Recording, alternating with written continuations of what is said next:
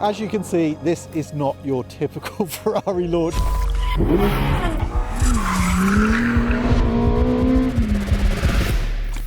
There'll be no glorious smoking tyres, third gear power slides and no laps of Fiorano.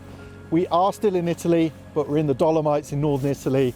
We've had a big dumping of snow. But that's not the only reason it's different, because we have Ferrari's first ever four-door, the Purosangue. Probably saying that wrong, but it's something approximating that.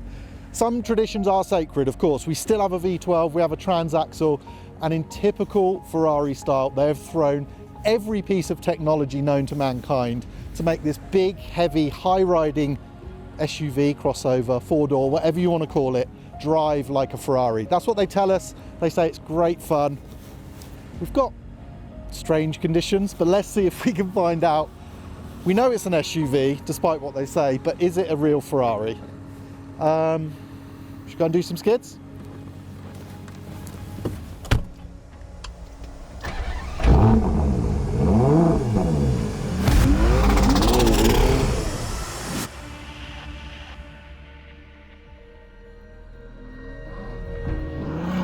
Oh yes, the Purosangue might be four-wheel drive, but to be honest, you'd barely know it, and in driving snow, it is wonderfully leery.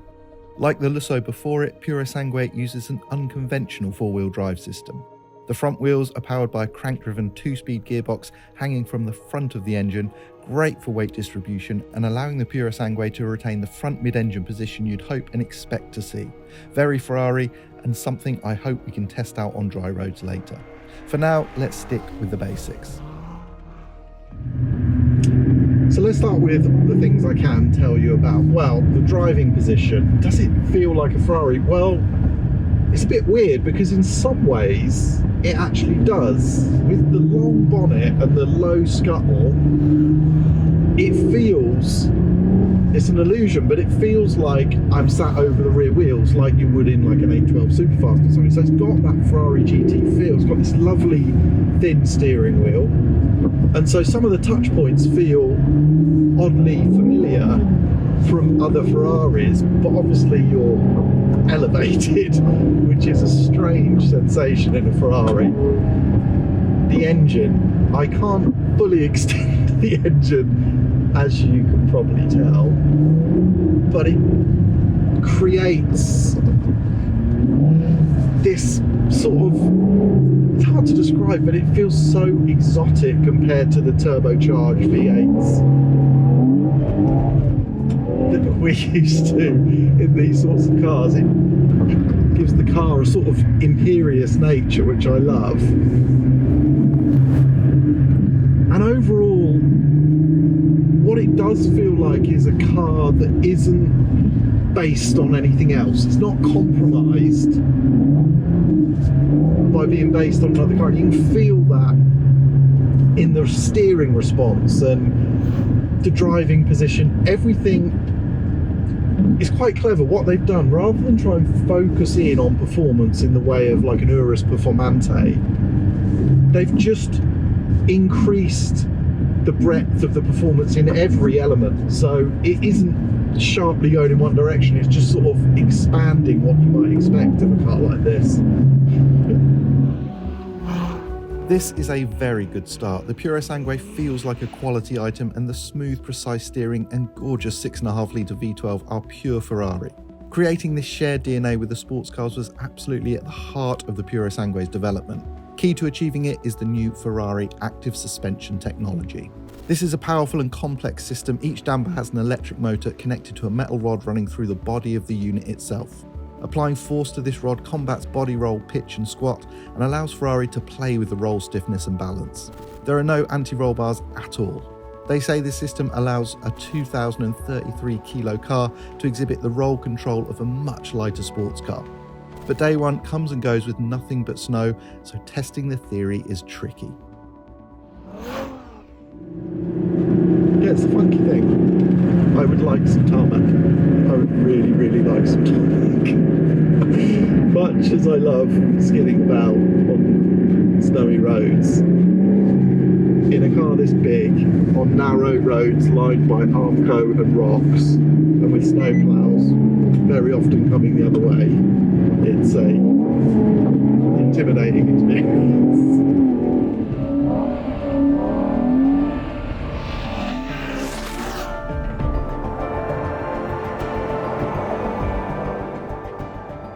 Day 2 dawns bright and fresh, but you know what? It strikes me that yesterday could have been designed to prove Ferrari's entire case for this car. The conditions meant we had to ditch the hire car and load up the Ferrari with kit and crew and drive for hours through rain, fog and driving snow. The fact it coped so well might be enough to simply say, job done. But for me, it needs to be more than a relatively practical car that makes a nice noise. So let's wind it up a bit and see what happens.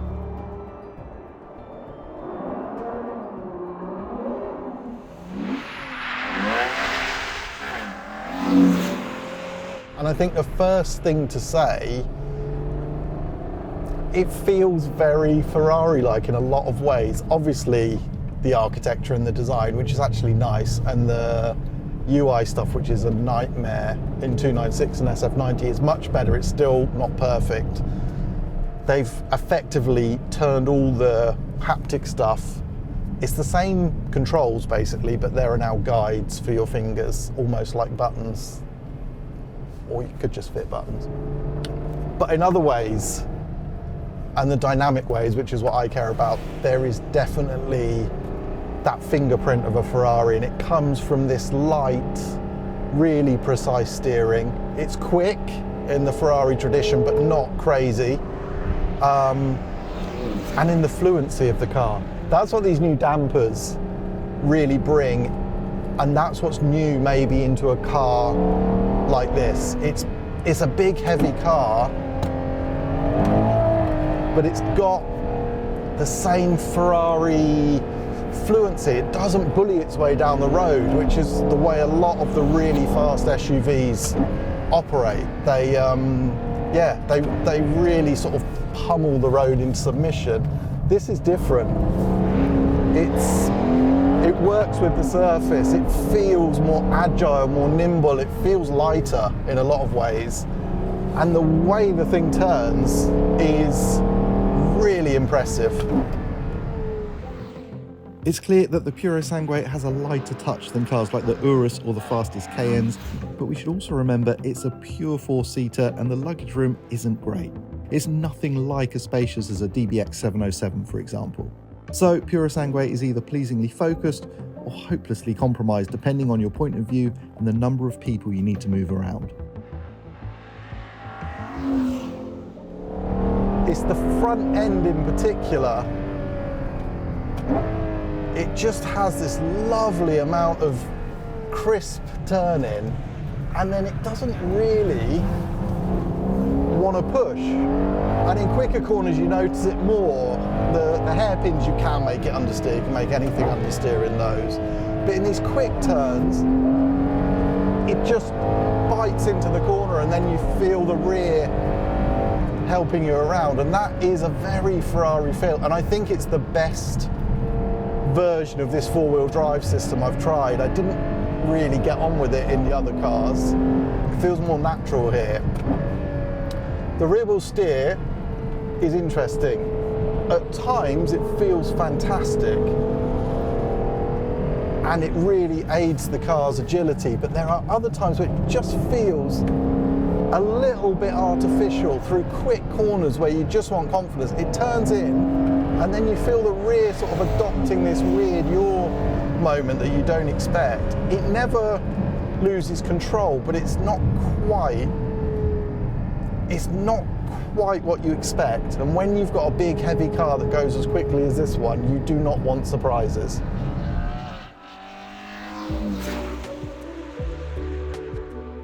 Of course, there's a huge amount of configurability here to tailor the car to your preferences. In fact, the Manettino gives a wider range of control than ever before. We have ice mode, wet, comfort, sport. That's the final one. There is no race, and then it's ESC off. If you press the Manettino, there's also a way to adjust the dampers. But unlike before, it's not just a bumpy road mode. So in comfort mode, you can have soft or medium, basically. But when you go up to race, old habits. When you go up to sport, the top mode, you can actually have soft, medium or hard. So there's 3 damper modes for the first time. And they work beautifully. To be honest, I can't imagine anyone would be that upset with hard mode every day. Like, I would live in sport, medium all the time, and hard does not create a horrible riding car at all. And then ESC off also feels not something that you're going to do every day, but because of the way the 4-wheel drive system works, it doesn't feel like a huge leap in the dark. The car has some natural balance.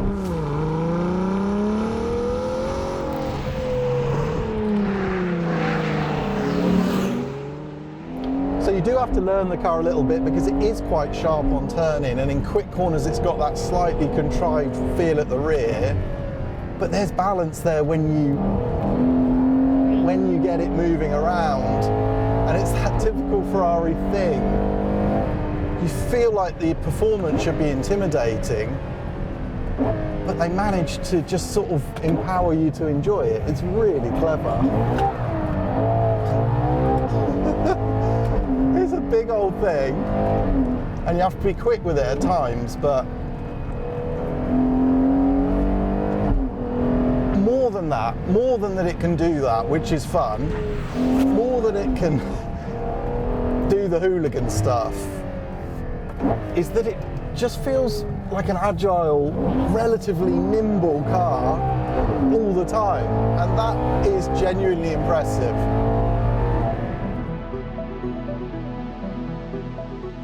So Ferrari can cheat the laws of physics, but it can't defeat them altogether. And in a world of super-powered SUVs with ocean liner levels of torque, that leads me to do something I'm not entirely comfortable with. I'm going to criticise Ferrari's V12 now, which has never happened before. I'm not going to criticise the engine. It's the first time I've ever driven a car with this engine in where it doesn't feel ballistic just all the time because of the extra weight. It's a quick car, but lots of these sorts of cars have got twin turbo V8s with huge amounts of torque at no revs. This thing's quick at low revs, but it's only up above 4.5 that it really feels all 700 plus horsepower. The flip side is how special the engine is compared to any of those twin turbo V8s. It's just not even in the same conversation. Yeah, it's a Ferrari in so many ways. I don't have the love that I would if I was in, I don't know, 296 or something like that. Of course I don't, but I am impressed and amazed that they've made this car have the identity of a Ferrari to a certain extent, and to a large extent actually. It's some achievement. Looking back now, I'm aware that I'm saying words like impressive and achievement. This makes perfect sense. Purosangue is not a supercar. It's a big, high-riding car with remarkable breadth of ability and an absolutely glorious engine. Looks pretty cool too. Will it dull Ferrari's incredible luster built up with decades of F1 and sports car success and an unbroken line of exotic, impractical road cars? Probably not. Will young kids dream about flinging a Purosangue along a deserted road in Tuscany? I doubt that too. Well, we have a very, very dirty Ferrari. We've been all over northern Italy, up into the ski resorts in the Dolomites. We've had snow, we've had rain, we've had salt and filth. I guess we've been trying to show the breadth of ability of this car. But really, we were searching, like we always are on these shoots, for the perfect road. We didn't quite get there, but then I realised on the way, the whole point of this Ferrari is you don't need the perfect road. It is for every day. It is an all-purpose Ferrari. It does some things absolutely brilliantly, and it even does a pretty good impression of a Ferrari sports car. But it does ask that fundamental question. Do you need a Ferrari for every day? Shouldn't it be special? Shouldn't it be for those magic moments when you're on your own and enjoying the sunshine, the dry tarmac, the excitement of a screaming V12 or V8 engine? I really admire this car, but I don't love it. Give me a 296 any day, or an F50. I'll have an F50 on second thoughts, and a Suzuki Jimny. That can take me skiing. I'm being facetious, of course. This isn't an either-or type deal. In fact, in this crazy market, people will probably buy Purosangues not just because they're dying to own one, but because it will help them secure the next limited edition 296 or mad V12 engine special. Success is guaranteed. Even so, the point stands. A Ferrari should be special, an event, something outside the sphere of everyday concerns. Their heritage buys them the right to make this car, and their engineering genius ensures it's bloody good. However, although I really enjoyed the Purosangue, if I never drove one again, it wouldn't really upset me. Not driving one of the mid-engine cars or front-engine V12 coupes, that would be a full-on Shakespearean tragedy.